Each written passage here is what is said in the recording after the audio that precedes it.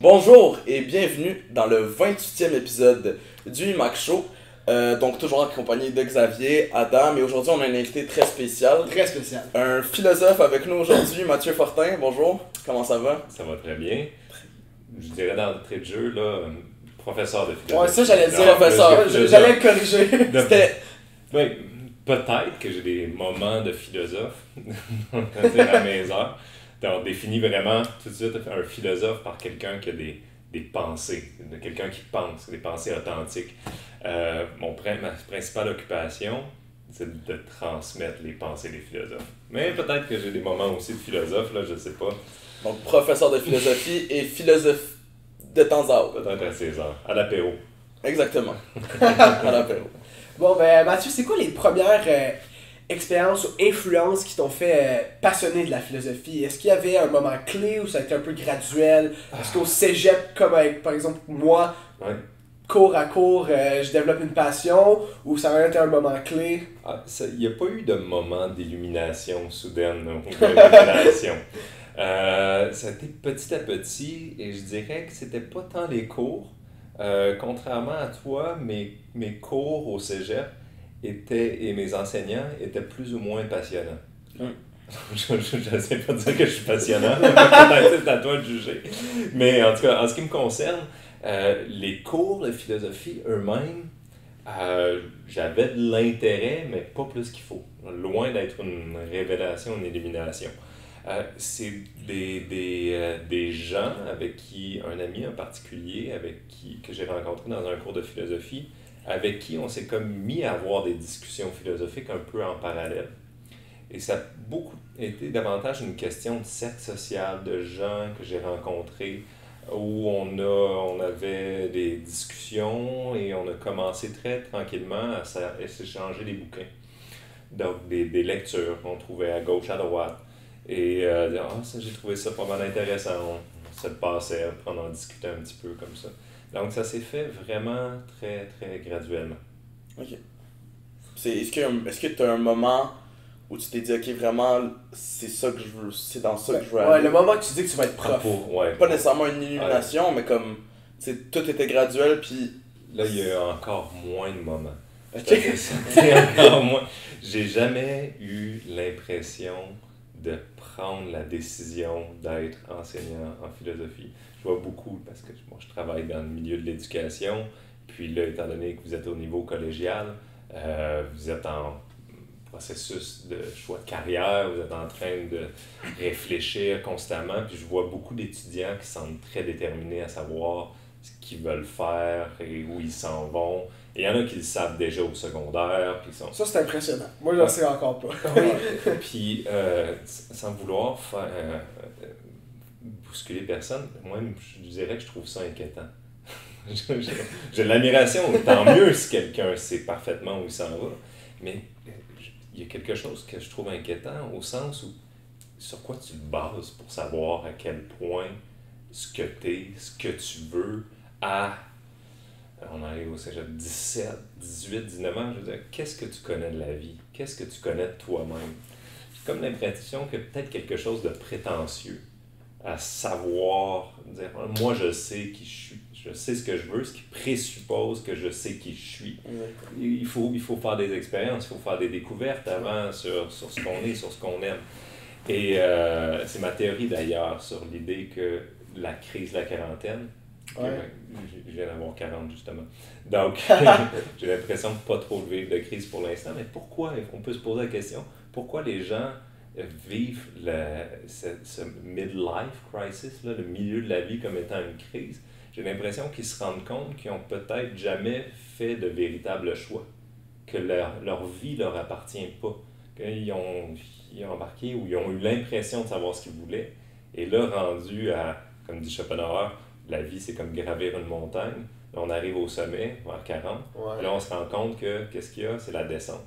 Donc, des fonctions physiques, cognitives, tu te deviens tranquillement, tu t'en vas vers la vieillesse, la décrépitude, la mort, ultimement. Et c'est là que tu te dis, oh, là, je suis en train de descendre. Est-ce que c'est vraiment ce que j'ai voulu, cette vie-là? Donc, c'est pour ça que... bon, j'ai ouvert déjà une parenthèse. C'est correct, c'est correct. Ça m'étonne de voir des fois des étudiants à très jeune âge sembler savoir précisément ce qu'ils veulent. Et en tout cas, moi, c'était aucunement mon cas. C'est vraiment... c'était plus du tâtonnement, de l'exploration. J'ai fini mes études collégiales, j'ai pris une session sabbatique, on va dire. Et c'est à la session d'hiver que j'ai commencé un certificat en philosophie. Donc, suite aux discussions que je parlais tout à l'heure, avec des amis, avec des rencontres, j'ai dit, bon, tant qu'à rien faire, c'était aussi pour faire plaisir à mes parents qui s'inquiétaient un petit peu qu'un sabbatique s'étire un petit peu trop longtemps. Je dis, bon, je vais aller à l'université, je vais expérimenter, je vais aller voir ça, ce que ça a l'air d'un certificat en philosophie. Et de lui-même, le certificat, à la fin du certificat, la secrétaire du département me dit, bon, qu'est-ce qu'on fait? Donc, on continue. Donc, le certificat est devenu un baccalauréat. Et à la fin de mon baccalauréat, je n'ai pas encore réfléchi encore à la suite. Et c'est la secrétaire qui dit, bon, tu continues à la maîtrise? Oui, certainement. Et à la fin de ma maîtrise, les gens me disent, qu'est-ce que tu vas faire avec ta maîtrise? Ah, ben je pourrais peut-être aller porter des CV à gauche, à droite. Et le hasard a fait merveilleusement bien les choses. Au moment où, je crois, la semaine ensuite, où j'étais allé porter mon CV un peu par hasard pour la première fois, le collégial du séminaire de Sherbrooke où j'enseigne m'a appelé, dire on a une maladie, on a besoin de quelqu'un rapidement, est-ce que tu peux venir passer une entrevue, etc. Et de fil en aiguille, je suis passé de chargé de cours, enseignant temps partiel, enseignant permanent, et maintenant, bon, depuis une quinzaine d'années. 15 ans. Donc, j'ai vraiment jamais eu de moment où dire je vais devenir un enseignant en philosophie, c'est ce que je veux faire de ma vie. Ça s'est fait graduellement. C'était comme un petit bateau qui se fait porter un peu comme ça à la dérive, puis qui se rend compte qu'il arrive, pour prendre une image poétique, à une île paradisiaque. Tout compte fait, la profession d'enseignant me convient vraiment parfaitement à ce que je suis, à mes intérêts. Et c'est ça, comme on discutait tout à l'heure, je suis présentement en congé de paternité pour une demi-session. Et là, je commence tranquillement à compter les dodos là, pour revenir. Là. Ça commence à manquer. Oui, j'ai comme eu un avant-goût là, triste de la pré-retraite. Est-ce que je vais vraiment être capable de prendre ma retraite? Alors, le fait d'être devant une classe, de rencontrer des étudiants, de discuter philo avec eux, c'est vraiment... je peux difficilement imaginer mieux comme façon de vivre mon quotidien ou de gagner ma vie. Certainement. C'est excellent. Bon, là, on va rentrer un peu dans comment on pourrait appliquer la philosophie dans la vie de tous les jours. Okay? Donc, comment la philosophie, selon toi, peut enrichir une vie ou comment elle peut guider, exemple, les auditeurs à trouver leur motivation, leur conviction, leurs valeurs dans la vie? J'aurais tendance pour commencer un début de réponse, à renverser ta question. C'est comment est-ce qu'on peut appliquer la philosophie? Comment est-ce qu'on peut ne pas l'appliquer? C'est-à-dire, comment est-ce que c'est possible de vivre sans philosopher? Est-ce que c'est vraiment possible de vivre, d'être un véritable être humain sans faire de la philosophie? Je pense pas. C'est parce que moi, je suis peut-être un peu naïf, peut-être une déviation professionnelle quelconque, mais quand j'entends des gens avoir soit une indifférence ou des fois même de l'animosité de la philosophie, vous en connaissez sans doute là, des étudiants de niveau collégial qui disent les cours de philo, etc. J'ai comme l'impression qu'ils n'ont pas compris ce que c'est que la philosophie. On peut commencer par essayer de définir à peu près, grosso modo, ce que c'est. C'est l'art de réfléchir. Hein? Donc, on est des pépites qui ont des idées. Et les idées nous font... On vit avec nos idées et nos idées nous font vivre. On est en partie des animaux, on est tous d'accord. Hein? Notre côté animal est là, il est en nous, on ne va pas le rejeter. Hein? Il est agréable aussi, il nous amène plein de de pulsion, de désir. Quand tu as faim, c'est pas de la réflexion, c'est ton corps, c'est ton animalité qui t'envoie un message. Maintenant, quand tu dis qu'est-ce que je vais manger, avec qui je vais manger, pourquoi, de quoi est-ce qu'on va discuter pendant le repas, là, ton animalité est plus capable de te guider. Ce que tu as besoin, c'est de ta réflexion. Donc, la philosophie, c'est l'art de jongler avec ces idées-là qui meublent notre vie. Donc, si tu fais pas de philo, je sais pas ce que tu fais. Dans ce que Comment je vois ce que tu veux dire. Puis un autre enjeu qu'on pourrait rajouter par rapport à ça, c'est que, bon, même si tu fais pas de philo, on pourrait dire comme étant un équivalent, même si tu réfléchis pas, tu peux quand même réussir à vivre. Mais ça va être quoi les conséquences? Ça veut dire que les idées qui font ta vie ou qui meublent ta vie t'appartiennent pas. C'est-à-dire, ce ne sont pas les tiennes. C'est quoi le prix de ne pas philosopher? C'est d'être l'esclave de soi-même. C'est ça. D'être l'esclave de sa propre vie. Tu as des idées, mais ce ne sont pas les tiennes. C'est celles de ton environnement, de ton éducation, de ton milieu, de ton époque, de ta famille, etc. Donc, au lieu d'être un être humain, tu es un pantin, une marionnette. Un pantin. Un pantin. Donc, moi, quand j'entends quelqu'un dire « Ah, moi, la philo », j'entends comme si c'était un synonyme. « Ah, moi, j'aime ça être un pantin, j'aime ça pas me posséder moi-même, j'aime pas réfléchir. » Et ça sonne très, très bizarre à mes oreilles. Donc, pour ça que je renverse un petit peu la question. Comment la philosophie peut Une petite parenthèse, justement, moi, mon premier cours de philo cette session, là, j'ai mon cours sur l'être humain cette session. Notre prof Jérémy, c'est mon prof cette session, il lui a posé la question c'est quoi est-ce que vous aimez la philosophie, comment vous voyez le cours? Puis la moitié de la classe a vraiment dit je fais ça pour passer. Ça m'avait vraiment surpris. Ça m'avait vraiment surpris que les gens se disaient ça. Parce que moi, j'ai vu un moment et je disais moi j'aime ça, Mathieu il m'a fait commencer à aimer ça, puis j'espère que je vais aimer ça encore plus. Mais la moitié de la classe, ça m'avait impressionné. Là. Ben c'est ça reste quand même un réflexe qui est étonnant. Là, après, on pourrait ouvrir d'autres parenthèses là-dessus. Pourquoi est-ce que les gens ont cette espèce de « oh, ça m'intéresse pas tant que ça » ou « je fais ça pour passer » ou peu importe. Est-ce que c'est parce que ça vient, une autre de mes théories, ça vient les confronter? Est-ce que réfléchir ou se remettre en question, ça l'amène, donc la confrontation versus, comme je dis souvent, la confortation? La recherche de confort, de continuité. OK, je me pose pas de questions, ça va bien, je continue sur un air d'aller. Donc, c'est pour ça que j'ai vraiment, vraiment beaucoup de difficultés à comprendre comment est-ce qu'on peut vivre sans philosopher. C'est quoi le prix à payer de ça? Et donc, après ça, on peut continuer à dire, qu'est-ce que m'apporte donc la philosophie?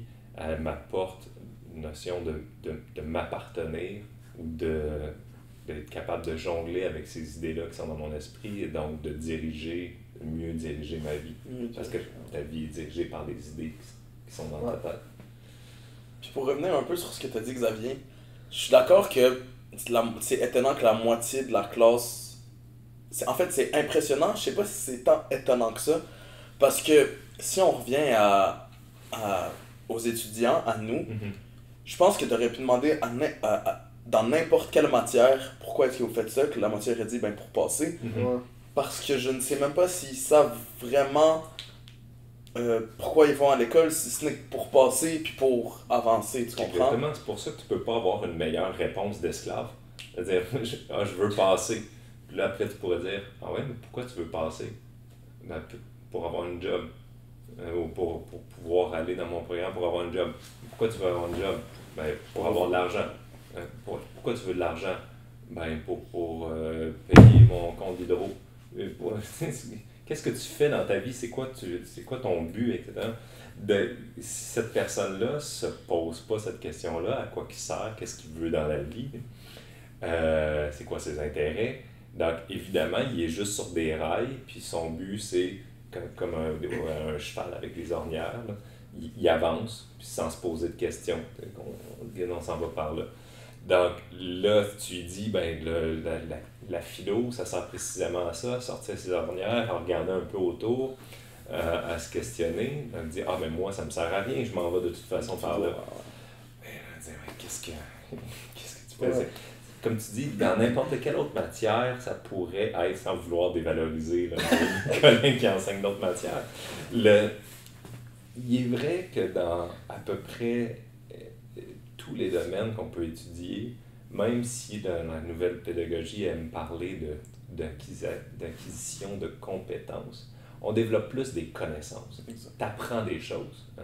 Tu apprends des informations, tu acquiers du savoir. En philosophie, c'est un des rares domaines où vraiment, là, tu acquiers une aptitude, tu développes ta capacité à réfléchir. Et donc, ça, c'est une capacité. Et on s'entend, j'ai l'impression, sur le fait qu'elle est essentielle pour vivre, évidemment. C'est la base de la vie en soi. Oui, d'être capable de mieux réfléchir. C'est quoi le contraire de la capacité à mieux et à bien réfléchir? Le fait de mal réfléchir, c'est d'être un imbécile. C'est de la stupidité, c'est de la bêtise. Exactement. Donc, encore une fois, moi, que j'entends quelqu'un dire « Ah, la philosophie, peu pour moi », j'entends « Moi, j'aimerais être un imbécile ». Ou j'aime ce qui revient à dire « J'aime pas réfléchir, j'aime la stupidité ». Et j'aime les gens stupides qui réfléchissent pas. Comment est-ce que ça peut faire aucun sens? Donc, c'est pour ça que c'est peut-être naïf, en effet, comme je disais tantôt, de ma part, mais j'ai une vision peut-être un peu trop simpliste de la philosophie, de dire, à la base, qu'est-ce que c'est? Ben, c'est une activité de la réflexion, de la bonne réflexion. C'est pour ça que j'aime ça de parler de l'art de réfléchir. C'est quelque chose qui est de l'ordre pratiquement artistique là-dedans. Et comment est-ce qu'on peut s'en priver? C'est une très bonne question. Moi, quand je posais la question, là, c'était plus dans le sens des... Par exemple, tu lis un passage philosophique. Qu'est-ce que tu peux en tirer au niveau de tes valeurs ou de tes motivations? C'est sûr que la philosophie de base, c'est la capacité de réfléchir, mais exemple, dans le cours, on apprend à réfléchir, mais on apprend aussi de d'autres philosophes. Comment ces textes-là, leur pensée peut enrichir notre vie? C'est un peu ça ma question. Là. Elles l'enrichissent au sens où elles la complexifient. Qu'est-ce que c'est que la richesse? C'est la possibilité de voir les choses autrement. Et c'est pour ça que lire les philosophes, ou se faire enseigner les philosophes, donc moi ça c'est mon travail, de ne pas nécessairement tout lire ces gros livres-là, mon travail c'est d'essayer de synthétiser qu'est-ce qu'il y a de plus important là-dedans, puis d'amener les meilleures idées, nous apporte des pépites d'or de réflexion qui viennent nous offrir, on pourrait dire, un point de vue sur le monde. Donc c'est le fun pour réfléchir d'être dans ta tête. Mais c'est aussi intéressant de te mettre dans la tête d'un autre. Et l'histoire, la philosophie, c'est l'histoire de quelques très grands esprits, on pourrait dire. Il y en a ceux qui ont été sélectionnés par les siècles. C'est pas beaucoup de monde. C'est une poignée de main là, sur des millénaires de personnes. Donc on s'entend qu'on a affaire à des grands artistes de la réflexion. Donc de se plonger dans ces textes-là ou de s'intéresser aux idées qui ont été élaborés par ces penseurs-là, c'est certain que ça vient nous offrir quelque chose de plus ou ça complexifie notre rapport au monde. Et donc, ça nous permet, même si on n'est pas d'accord, hein, c'est l'erreur que font les gens de lire un philosophe pour se demander s'il a raison ou pas, ou s'ils sont d'accord ou pas avec ce qu'il a dit. Ce qui est intéressant, c'est qu'il nous apporte un point de vue extérieur. Et donc là, tu peux mettre ton point de vue à toi en parallèle avec ce point de vue-là. Puis idéalement, t'intéresser aussi à un autre philosophe qui a un autre point de vue extérieur.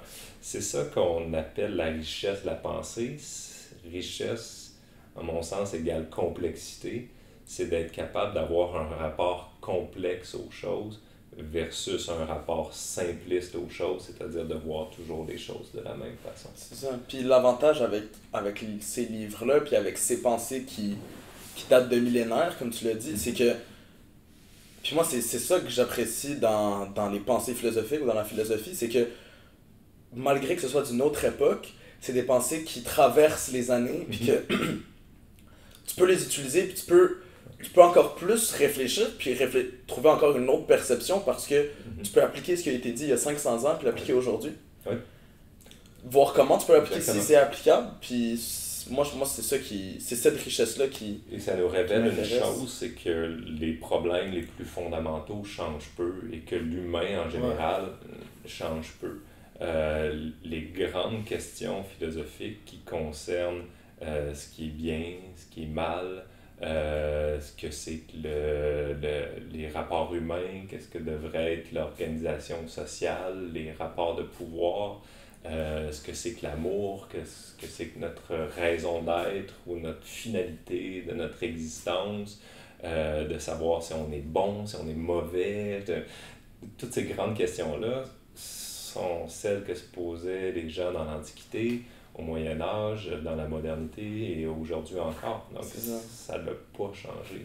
Ça cesse pas. Puis je vais faire un petit retour avec ce qu'on disait avant par rapport aux élèves qui s'étaient pas intéressés, puis maintenant avec les... Sans vouloir là, les blâmer. Exact. Sans les blâmer, on va juste essayer de vous convaincre tranquillement Exactement. Que vous êtes trompés. puis avec les pensées philosophiques que, comme tu as dit, les gens ne changent pas vraiment, ils se posent les mêmes questions. Moi, j'avais une question. Est-ce que toi, dans ta génération, les gens ils étaient comme ça aussi? Ils voulaient juste passer, c'était cette aliénation un peu, ce pantin. J'étais assez partisan de l'idée que j'essaie de pas sombrer là-dedans, parce que là, ça fait une quinzaine d'années que je dirais que j'enseigne sur l'espèce de cliché de « Ah, la nouvelle génération ». Hein, parce que c'est tout le temps typique, c'est comme « Ah, ma génération, moi c'était mieux », etc. Moi, je suis partisan de l'idée que plus ça change, plus c'est pareil. Là. La proportion de gens qui, dans mon temps, s'intéressaient peu à ce qui les entoure, qui avaient peu tendance à se confronter, qui lisaient peu. Peut-être qu'aujourd'hui, il y a des choses qui changent. Donc, est-ce que la lecture a été remplacée par l'écoute de podcasts? Il se fait du stock de très haute qualité. Là. Donc, dans mon temps, ce qui était peut-être dans mon temps, ce qui était différent, c'était les gens qui s'intéressaient un peu ou qui avaient un peu de curiosité, qui avaient tendance à se remettre en question, c'est des gens qui avaient tendance à lire. Est-ce qu'aujourd'hui, il y a plus de gens qui, au lieu de lire, sont plus YouTube, puis qui écoutent des podcasts de qualité, ce genre de choses-là? Donc, peut-être qu'il y a des choses qui changent, mais la proportion de gens qui ont de la difficulté à s'intéresser à d'autres choses qu'à eux-mêmes, puis qui sont ailleurs que dans leurs ornières, puis leurs objectifs précis de vie, d'après moi, est à peu près semblable. Je vais pas qu'à Ouais, puis moi, je dirais même que je pense vraiment que c'est rendu que les gens écoutent des podcasts puis YouTube. Par exemple, moi, j'essaye de lire, j'en lis de temps en temps, mais vraiment pour moi, c'est beaucoup plus captivant d'écouter de quoi. C'est vraiment la nouvelle. On peut dire d'une certaine façon que le résultat est assez semblable. Ouais, en effet. C'est un message, c'est une compréhension. C'est le médium qui est différent. C'est exactement. Du papier, c'est l'audio, vidéo. Des fois juste l'audio. Bon, ma prochaine question, ça serait...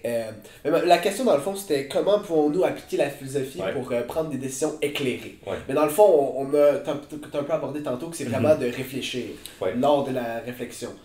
Par contre, comment bien réfléchir? Je sais pas si tu pourrais aborder le terme un peu sans rentrer trop en détail parce que là, on peut partir... Comment bien réfléchir, c'est vraiment l'essence de ton cours, je pense. Oui.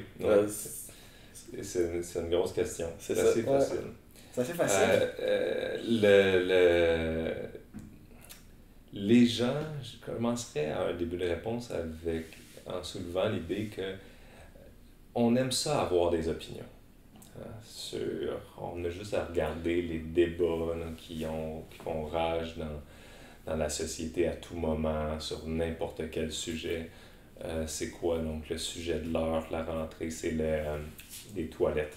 Les toilettes non genrées, débat qui fait rage à l'Assemblée nationale, partout, les politiciens, les médias, les gens se mettent de la partie, tout le monde exprime leur opinion.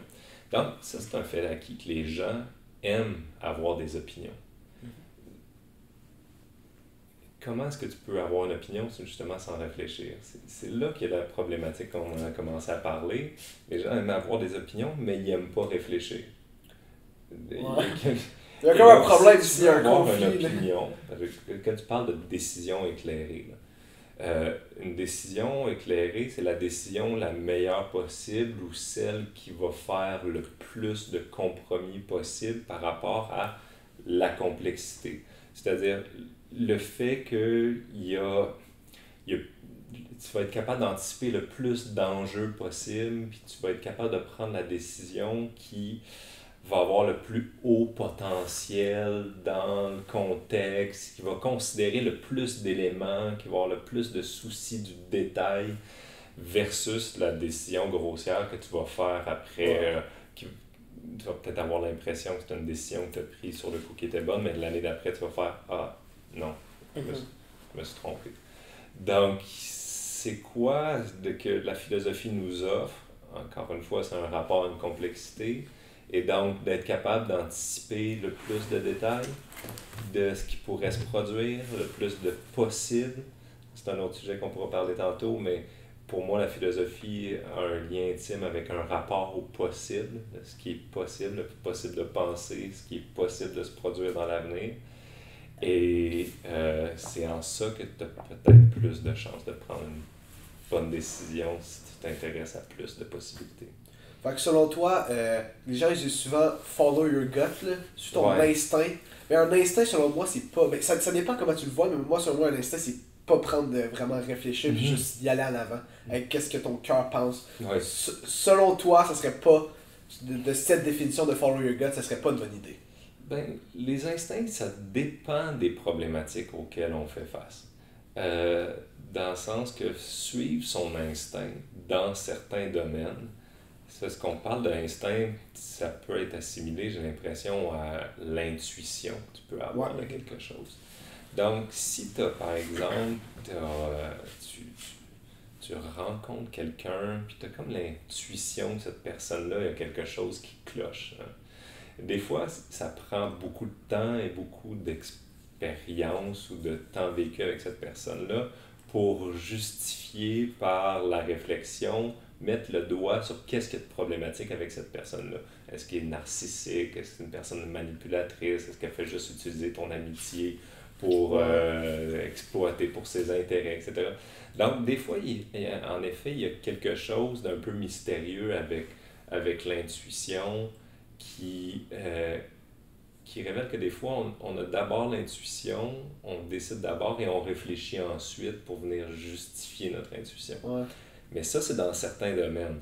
Après ça, si tu fais de la politique, que tu as à gérer des institutions sociales, prendre des décisions sur combien de millions investir dans quel domaine, là, j'ai l'impression que ton intuition ou tes instincts sont peut-être un petit peu moins pertinents.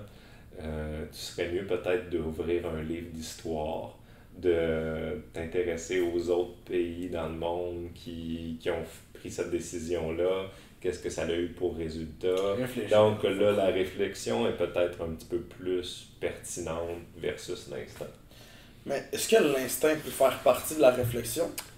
Dans un sens où j'ai une intuition, ça m'ouvre une certaine perception, puis ça peut pas justement, cette intuition-là, te pousser à réfléchir plus te plonger dans une certaine partie de la question? Ben, on en reparlera peut-être un peu tout à l'heure, mais moi, je suis profondément influencé par la pensée de Nietzsche, et c'est précisément ce qu'il dit. C'est-à-dire que toute réflexion est toujours guidée par des instincts.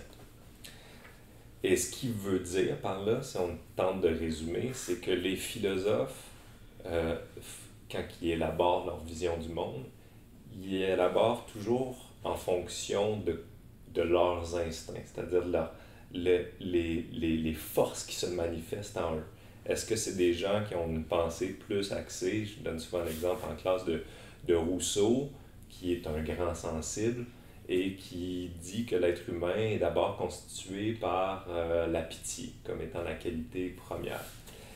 Ce que dit Nietzsche, c'est que lorsque Rousseau parle comme ça, il nous offre un point de vue sur le monde, c'est intéressant, mais il ne faut pas oublier qu'il parle pas du monde, il parle de lui. Il parle de son rapport au monde. Et c'est cette idée-là qui est très chère à Nietzsche, qu'on est toujours en train de réfléchir à partir de ce qu'on est. Donc, à partir de nos guts ou à partir de nos instincts. Donc, qu'est-ce qu'on fait? Est-ce que ça veut dire que la réflexion est toujours biaisée? Oui, en partie. Donc, qu'est-ce qu'on fait? Est-ce que ça veut dire on ne peut plus réfléchir?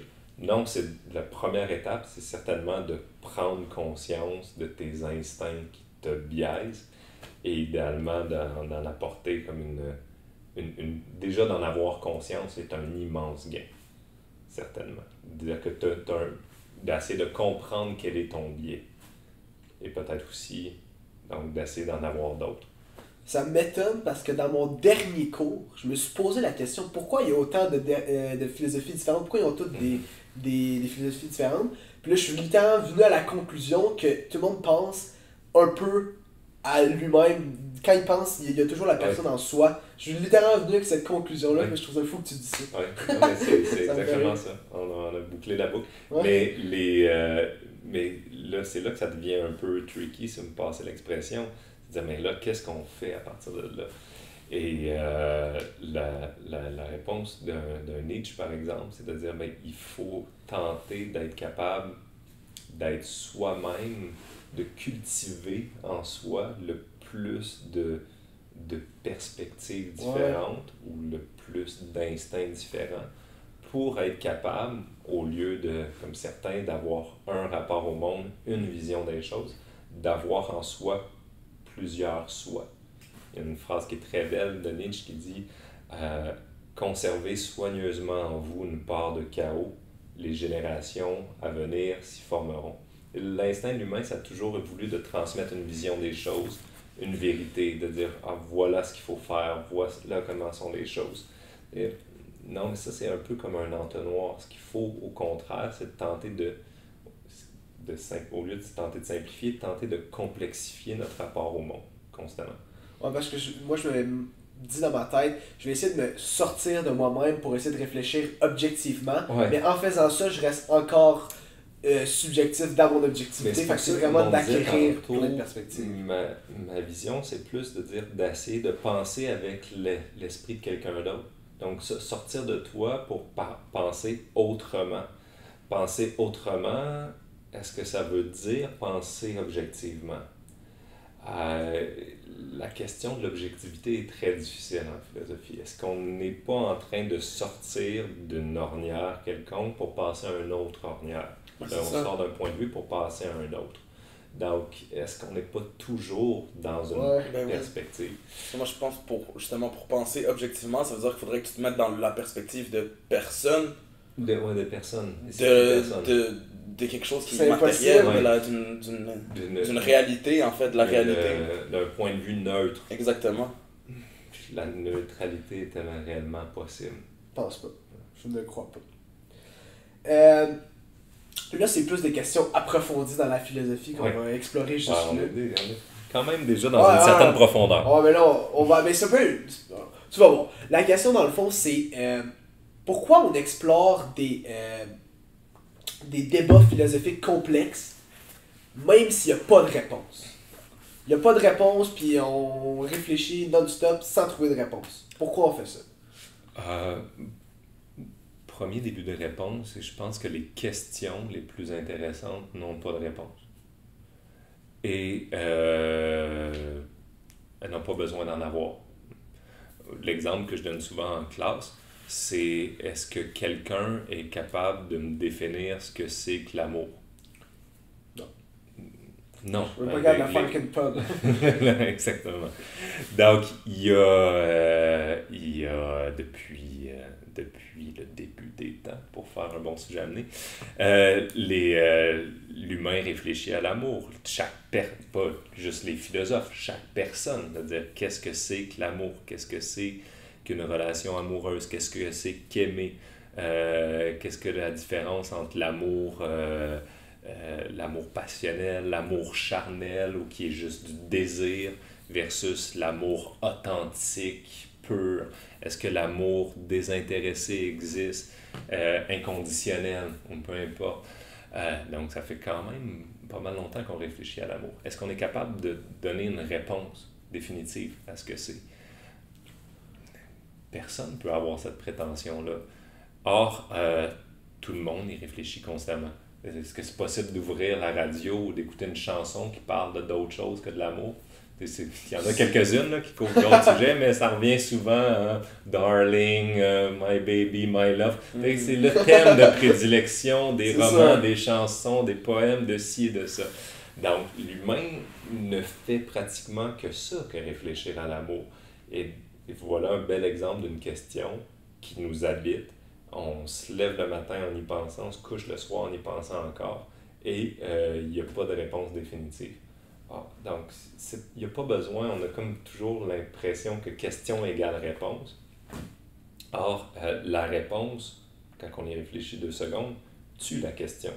C'est-à-dire, si tu as une question, 2 et 2 font 4, 2 et 2 font quoi? La réponse est 4, c'est fini. Personne ne se pose la question. Tu n'as pas besoin de réfléchir pour résoudre 2 et 2 font 4. La question, et la réponse est inclue dans la question. C'est-à-dire, tu comprends ce que c'est qu'un 2, tu comprends ce que c'est qu'un plus, tu n'as pas besoin de la faire, l'équation, tu l'as déjà la réponse. Donc ça, c'est plate, en quelque sorte. C'est pas de la réflexion, c'est un problème et on peut le résoudre. Donc mon idée, c'est que les problèmes les plus typiquement philosophiques ou les problèmes les plus intéressants, c'est des problèmes qui n'ont pas de réponse. Puis c'est pour ça peut-être que la moitié des étudiants font comme merde à la philo, c'est parce que je dis mais s'il n'y a pas de réponse, à quoi ça sert de se poser la question? C'est peut-être ça qui manque un petit peu.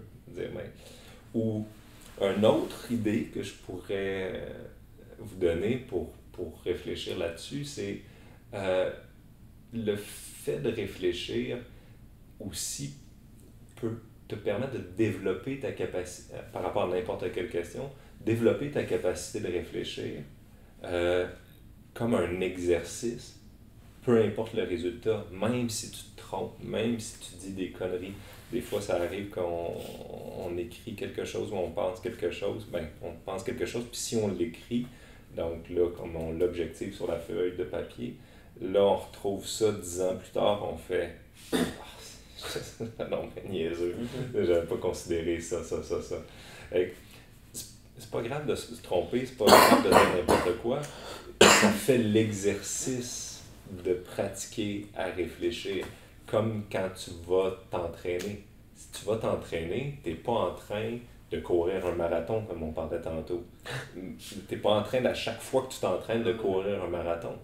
Mais le fait de t'entraîner quotidiennement va te permettre, après ça, de courir un demi ou un marathon complet.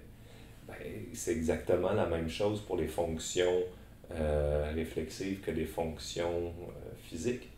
C'est-à-dire, c'est le fait de réfléchir souvent, d'approfondir ta pensée sur des fois des niaiseries qui vont te permettre après d'être capable de faire face à des problèmes plus importants dans ta vie, tenter de mieux les résoudre. En soi, comme, si je résume bien ton point, il n'y a pas nécessairement d'avantage, c'est juste beau, puis ça enrichit tes connaissances, puis ça développe ta réflexion. En soi. Comme disait Montaigne, faire de ma vie une œuvre d'art. Qu'est-ce que fait un peintre quand il travaille sur sa peinture? Il tente de faire, la peinture qui est derrière toi, tout le monde voit, il tente de faire la plus belle peinture possible. Qu'est-ce qu'on peut faire de mieux que de faire en sorte que notre vie soit la plus belle possible? Il me semble que c'est pas mal une activité prioritaire. Je suis d'accord avec toi. Donc, c'est pour ça qu'on peut pas s'en priver. Le fait de s'exercer comme ça, à développer nos capacités, faire face aux problèmes qui sont les nôtres, les problèmes de l'existence, les grands problèmes de la vie, améliore notre âme, améliore notre vie, notre âme, ce que l'on est. À part, je sais pas si je le prononce bien, Nietzsche. Ouais. Est-ce qu'il y a d'autres philosophes ou courants de philosophie qui t'inspirent Puis comment t'es appelé, par exemple, Nietzsche. Et Tu vois la vie un peu... Comme un éternuement. Nietzsche. Tu vois un peu la... Ben pas la vie, mais ta perspective est comme lui, là, Oui. sur ce qu'on parlait tantôt. Est-ce qu'il y a d'autres philosophes qui t'inspirent et tu réfléchis comme eux? Il y en a plusieurs. Je dirais que Nietzsche, réfléchir comme eux, c'est vraiment plus chez Nietzsche que j'ai trouvé une filiation de comme vraiment un mentor où je me suis reconnu dans cette philosophie. C'est la pensée que j'ai toujours appréciée comme étant la plus complète et qui répond le plus efficacement aux questions qui, moi, m'habitent le plus. Toutefois, je trouve de l'inspiration dans tout ce que je lis chez tous les penseurs que j'ai pu rencontrer, même par la négative. C'est-à-dire, même si je ne suis pas d'accord, même si je trouve qu'un penseur dit une connerie, je vais trouver ou je vais me questionner pour en quoi précisément je trouve que c'est une connerie. Donc, c'est ça que je trouve important, c'est d'en venir à même quelque chose que tu trouves complètement débile, même si c'est débile, mais ça te renseigne sur ce que c'est que la débilité. Donc, c'est plus tard qu'il disait ça, tout est intéressant, c'est-à-dire il y a de l'intérêt dans tout. C'est-à-dire, un esprit un esprit supérieur, mais un esprit qui veut s'élever, c'est un esprit qui est toujours en train de trouver en quoi il y a quelque chose d'intéressant dans tout. Versus quelqu'un qui va avoir tendance à justement rejeter des choses qui lui conviennent pas ou qui apprécie pas. Et il y a, chez tous les penseurs que j'ai pu prendre le temps de lire, ou dans la littérature, ou n'importe où, ou dans les films, ou dans le cinéma, j'essaie toujours de trouver des petites choses qui viennent inspirer ou qui viennent nourrir ma pensée. C'est food for thoughts, hein? C'est la nourriture pour l'intellect. Mm-hmm. Ouais. Donc, mais bon, ça c'est la réponse large. La réponse plus précise, j'ai été très profondément marqué par la lecture, c'est pas des philosophes, mais c'est pratiquement la même chose, par la littérature russe. J'ai les grands auteurs russes, Tolstoï et Dostoïevski en tête de liste, évidemment. C'est des romans, mais c'est des romans à idées. C'est de la philosophie mise en scène, si on veut, à travers ce que vivent les personnages. Ça vient de quelle époque, juste pour savoir? 19e siècle. Ok, c'est assez récent. Et donc, j'ai été très profondément marqué par j'avais développé comme une fascination pour la Russie par le fait même. J'ai voyagé en Russie et là, c'est moins possible dans les temps qui courent. Ouais, faut faire attention. Et donc, je suis content de l'avoir fait là, avant que les événements présents se produisent. Nous sommes en 2023, si vous regardez. C'est quoi le fondement de leur pensée? Est-ce qu'ils abordent juste tous les thèmes ou c'est quoi les trucs pertinents que tu as vu là-dedans? C'est assez sombre, hein, la pensée russe en général. C'est l'idée que l'humain est un peu égaré dans l'existence, qu'il y a peu de repères. Donc, ça prend vraiment le revers, on pourrait dire, de la pensée plus occidentale, française, des Lumières, qui est très optimiste sur qu'est-ce qu'est l'homme, répondre aux questions, définir ce que c'est que le bien, définir ce que c'est que le mal, tenter par la rationalité de justement nous guider ou nous éclairer dans l'existence. Il y a cette idée-là qu'on parlait tantôt chez les Russes, que notre rationalité est toujours un petit peu biaisée et qu'on n'a pas vraiment de guide, on est plus dans l'obscurité constante et qu'on ne s'en sort pas, on ne va pas trouver de réponse absolue à nos questions, on est un peu abandonné au monde et il faut essayer de se débrouiller. Ah, ça, ouais. C'est ça le fondement de leur philosophie. Ça m'a ramené à une réflexion. Quand tu dis que l'être humain est égaré, ça devient un peu de la question, mais j'ai l'impression qu'on prend l'humanité ou l'être humain comme une finalité dans le sens où c'est comme le truc le plus important, ce qui, je pense, est normal puisque on est des humains. Oui, Tu sais. c'est ça. Mais, C'est le billet principal pour avoir le exactement. temps. Puis, mais ça me fait prendre du recul dans le sens où l'humain n'a pas toujours été et l'humain ne sera pas tout le temps. Tu sais, un jour, il y aura probablement plus d'humains sur Terre, plus de Terre, on sait plus. Mais peut-être que justement, le fait que l'humain soit égaré, c'est qu'il soit apparu. C'est pas la finalité en tant que telle. C'est un laps de temps d'humanité, puis ça ne sera plus. Ouais. Et finir dans un néant glacial, des atomes et du vide. Exactement. Mais c'est pour ça que les stoïciens, entre autres, utilisent cette idée-là pour... donc ça pourrait être extrêmement écrasant pour plusieurs. Ils disaient, mais là, pourquoi je vais me lever demain matin d'abord si tout ça va finir, l'humanité va finir, le soleil, ça va s'éteindre. Dans un film de Woody Allen d'ailleurs, où qui a des tendances un petit peu russes, justement, comme ça, un petit peu pessimistes et sombres. Et donc, dans son film, il raconte que, je crois qu'il est un jeune âge où, prenant conscience de ça, il arrive de l'école, il est tout petit, 7-8 ans, puis il dit à sa mère, je ne veux pas faire mes devoirs. Il dit, tu vas faire tes devoirs. Il dit, pourquoi tu ne veux pas faire tes devoirs? Il dit, l'univers se refroidit. Donc, l'univers est en expansion, il se refroidit, tout va finir dans un néant glacial. Pourquoi est-ce que je ferais mon devoir? C'est façon de voir. Oui, pour certains, ça peut figer l'action. Pourquoi faire quelque chose? Or, ce que disent les stoïciens, c'est plutôt une pensée qui, au lieu d'être écrasante, devrait être réconfortante pour essayer de te dissocier de tous tes soucis qui sont plutôt insignifiants.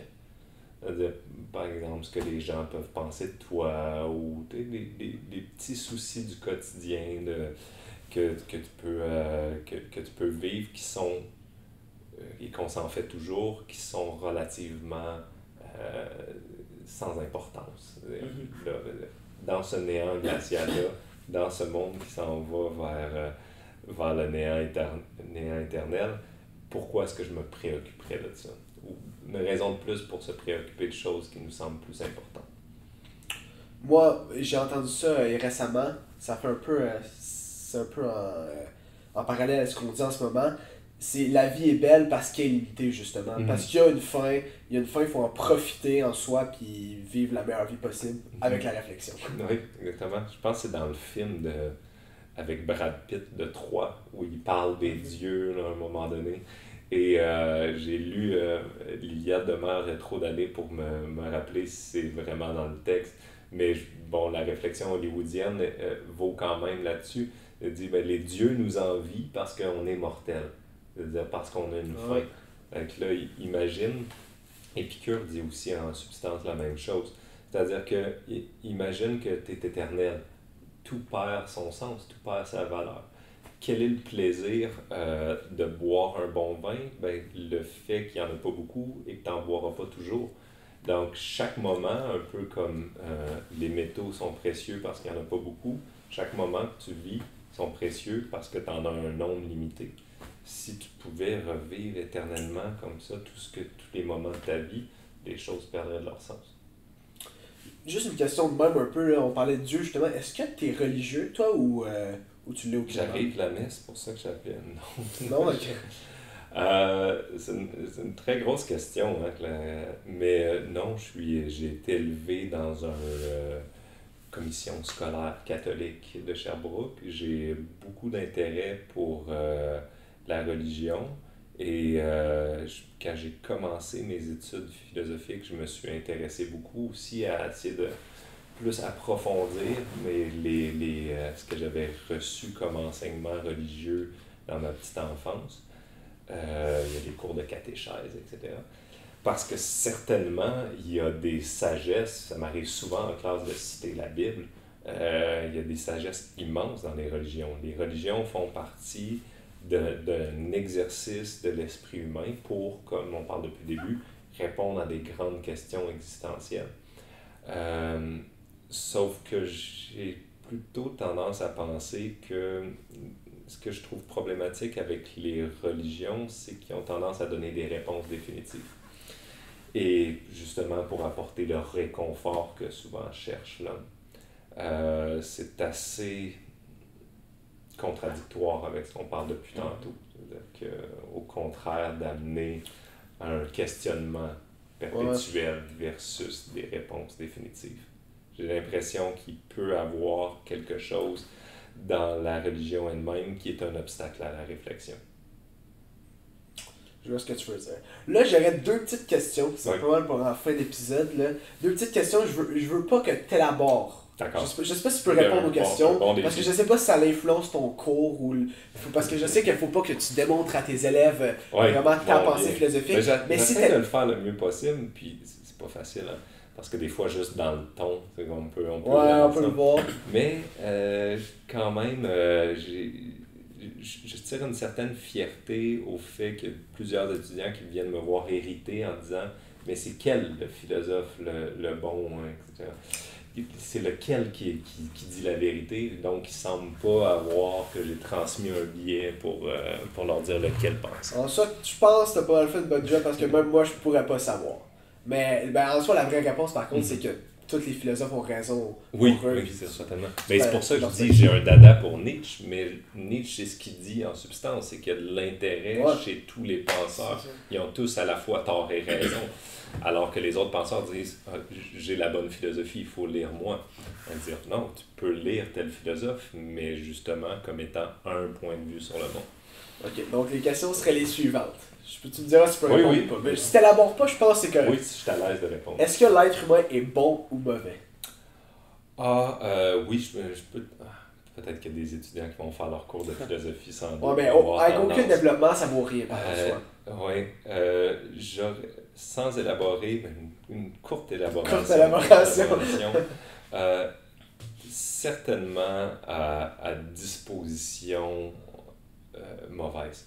On est d'abord toujours incliné vers nous-mêmes et ça revient à ce qu'on disait tantôt sur la réflexion, qui est selon moi la capacité aussi, on pourrait rajouter, à sortir de soi et donc à s'intéresser à d'autres choses qu'à soi-même.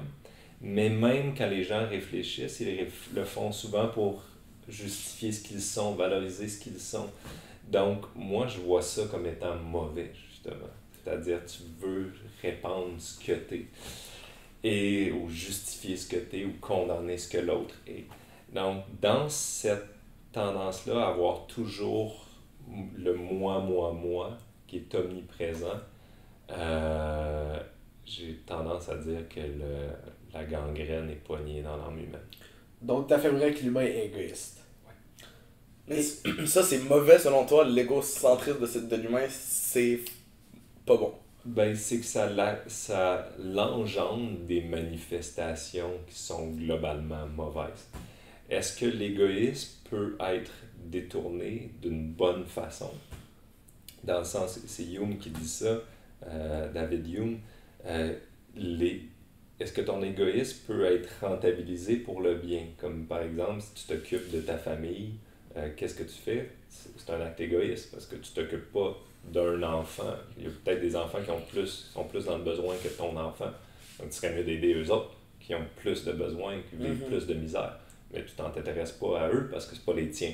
Donc, dans le fait de t'occuper de tes enfants, c'est un acte égoïste. Mais c'est un acte égoïste qui fait du bien dans le sens que tu pourrais te préoccuper juste de toi, puis de ta voiture, puis etc. Mais là, tu prends du temps pour t'occuper de tes enfants. Donc, c'est un acte intéressé, donc il y a une part d'égoïsme, mais qui engendre quelque chose de bien. Parce que si je prends un exemple concret, exemple de moi en ce moment, dans notre monde, c'est bon selon moi d'avoir un peu d'égoïsme, d'avoir un équilibre, parce que si tu es toujours en train de donner à tout le monde, et 100% altruisme, les gens vont peut-être pas te donner en retour, puis tu vas rien avoir. Donc le fait d'être un peu égoïste, ça va te procurer un peu tes propres affaires, des biens à toi-même d'être égoïste. Mais c'est ce qu'on retrouve chez Nietzsche d'ailleurs, c'est de tenter d'analyser l'hypocrisie qu'il y a dans l'altruisme. C'est-à-dire que même dans le fait de donner aux autres, on trouve des fois, plus souvent qu'autrement, une forme détournée d'égoïsme. c'est-à-dire de contrôle sur l'autre. C'est-à-dire que quand tu donnes à quelqu'un, il y a quelque chose comme, s'instaure un rapport de force, tu deviens son bénéfacteur, tu deviens ton bénéficiaire. Et donc, tu t'instaures, il dépend de toi, de ta main qui donne et qui donne à manger comme ça. Donc, tu vas chercher encore une fois une valorisation. Est-ce que c'est vraiment le pur altruisme? Est-ce qu'il existe vraiment? C'est-à-dire quelque chose que tu donnes sans aller chercher en retour. Ben, moi je pense que le pur altruisme, ce serait celui qui donne et qui n'a rien. C'est-à-dire qu'il donne justement pour ne rien avoir. Mais des fois tu donnes pour ton bien.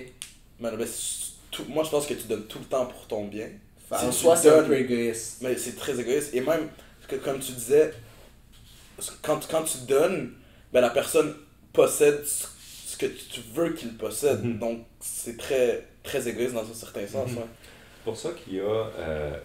c'est pas que l'égoïsme est fondamentalement mauvais. C'est comment est-ce que on peut le sublimer ou l'utiliser d'une bonne façon. Comme justement l'égoïsme de l'artiste qui tire une certaine fierté de ce qu'il crée, mais son œuvre est un don, c'est-à-dire qu'il fait quelque chose, oui, en partie pour lui-même, mais aussi pour les autres. Et donc, ça l'enrichit l'humanité, il enrichit l'humanité de ce qu'il produit, de ses chansons, de ses œuvres, de ses peintures, de ses...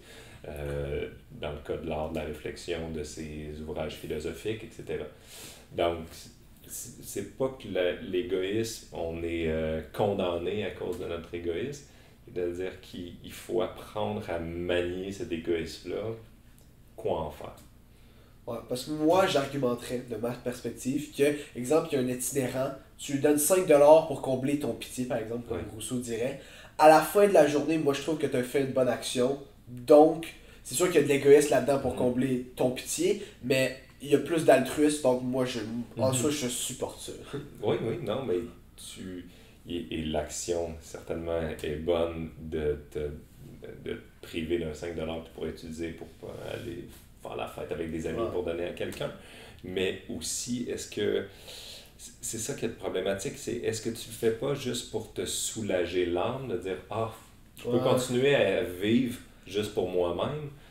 Maintenant, j'ai fait quelque chose de bien, j'ai donné 5$ en itinérant. » Versus les causes de l'itinérance.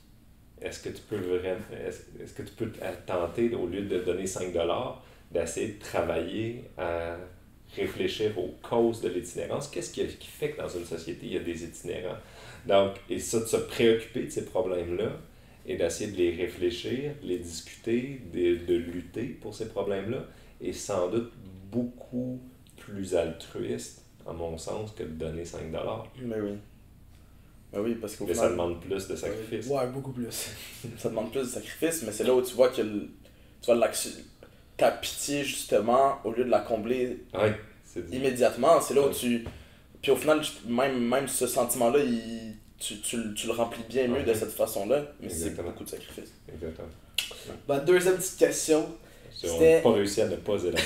Ouais, ben on est parti sur d'autres sujets un peu. C'est toujours ça qui arrive. Ça serait... Est-ce que l'être humain est fondamentalement, donc de base, passionnel ou rationnel? Ben ça, tu vois, ça revient beaucoup à ce qu'on discutait au tout début. La question fondamentalement, c'est-à-dire on est incliné un peu plus vers quoi? Vers le corps ou vers l'esprit? C'est sûr qu'on est les deux, sans aucun doute possible. On est certainement des êtres passionnés. Les passions nous guident, comme on dit, orientent notre réflexion, et nous sommes des êtres capables de réfléchir, on n'est pas des animaux. Mais lequel des deux vient en premier? Un peu comme on disait, si on dit, c'est un argument, je n'ai pas la prétention d'avoir les réponses, mais si on dit que toute réflexion a un biais, ça revient à dire qu'on est fondamentalement passionnel. Je parce que justement, il n'y a pas de réflexion C'est ça. peu neutre, Ouais. objective. Elle est toujours biaisée par quoi? Par appelle-le comme tu veux, une passion, un sentiment, une sensibilité, ou en tout cas quelque chose, une intuition, Ouais. quelque chose qui en nous est irrationnel. Moi, j'ai une question pour justement continuer sur ta réflexion.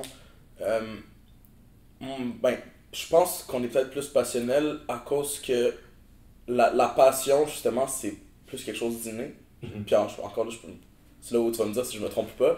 Alors que être rationnel, ça s'apprend. C'est plus dans l'éducation, ça s'éduque. Ben, c'est un autre excellent argument, c'est-à-dire qu'on vient au monde, donc justement, je passe mes journées avec mon petit garçon de 6 mois, il est clairement pas capable de réfléchir et commence tranquillement, c'est une rationalité qui émerge, c'est-à-dire de faire des liens, ça commence par très simplement là, identifier des formes, identifier des couleurs, un environnement, reconnaître des visages.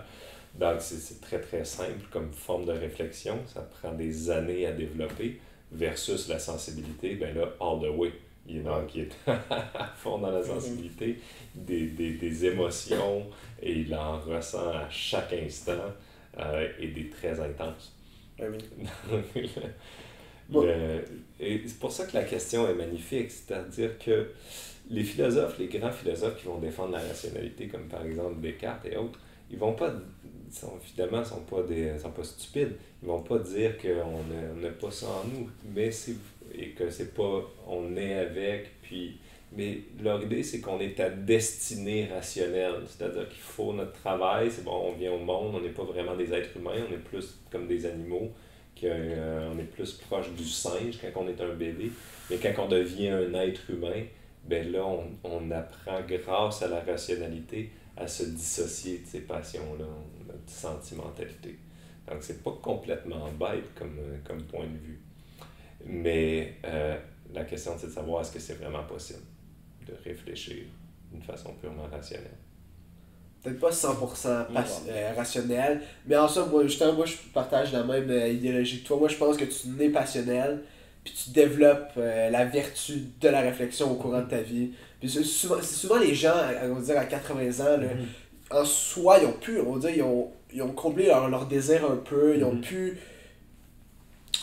ils ont plus d'autre chose à faire selon moi que juste réfléchir, puis c'est les gens les plus rationnels, puis avec des idées, je trouve, concrètes, puis réfléchies, là, parce qu'ils l'ont travaillé tout au cours de leur vie. Mais je sais pas si je suis tant d'accord que ça. Au final, peut-être justement ces gens-là qui sont plus vieux, ils ont tout le temps pour vivre de leur passion, tu comprends? Au lieu de vivre leur rationalité. C'est sûr parce qu'avec l'âge acquiert l'expérience, donc la sagesse, ça c'est probablement ça fait beaucoup partie d'être rationnel. Mais en même temps, moi je m'imagine, je me projette plus vieux, je sais pas si je vais passer tout mon temps à réfléchir ou à tout mon temps à faire ce qui me passionne. Oui, puis il y a quelque chose avec l'âge aussi qui est un peu problématique, on pourrait dire, par rapport à ce qu'on discutait au début de la réflexion comme un rapport au possible et à la complexité, puis au fait de pouvoir voir les choses différemment. Essaye de faire changer ton grand-père d'idée pour le fun. C'est un bon point. Donc, c'est un bon point. En effet, des fois, en vieillissant, on s'incrustre, on s'encastre dans nos perspectives. Et c'est biologique, hein? C'est notre cerveau, nos synapses, par le fait d'emprunter. Lorsqu'il emprunte un chemin, c'est beaucoup plus facile de réemprunter le même chemin. C'est beaucoup plus économique, d'un point de vue énergétique, de voir les choses toujours de la même façon. Donc, c'est pour ça que de garder cette capacité-là à constamment s'émerveiller, à voir les choses différemment à travers les âges de la vie, c'est un défi considérable. Mais je trouve ça dur parce que, exemple, tu peux regarder un grand-père justement qui garde ses débiaisés, puis il y en a un autre non. Fait que c'est dur de comparer c'est quoi fond qui se passe. C'est ça, c'est pour ça que je dis que c'est l'objectif, mais quand tu as un grand-père qui réussit à faire ça, c'est-à-dire de jumeler toutes ses expériences de vie et donc de sagesse accumulée, de toutes ces années d'expérience à une capacité réelle de réfléchir, c'est-à-dire de voir les choses de multiples façons. Là, par exemple, il est difficile à battre. Là, c'est un puits de sagesse qu'on l'écoute parler pendant des heures. Des heures et des heures. Bon, Mathieu, honnêtement, c'est ça qui conclut cet épisode-là. Merci beaucoup pour ton temps, tes très très belles perspectives, très enrichissantes. On va inviter tout le monde, les auditeurs, à philosopher, à développer votre réflexion. Puis ça fait un plaisir, Mathieu, honnêtement. Merci beaucoup d'être venu, c'est très très très apprécié, on est reconnaissant. C'est dimanche matin, il faut situer parce que les gens écoutent ça des fois comme un mardi, dans la nuit de mardi à mercredi. Nous sommes dimanche matin et très beau dimanche matin. Merci de l'invitation. Merci à toi. Et on se voit dans 2 semaines. Ciao.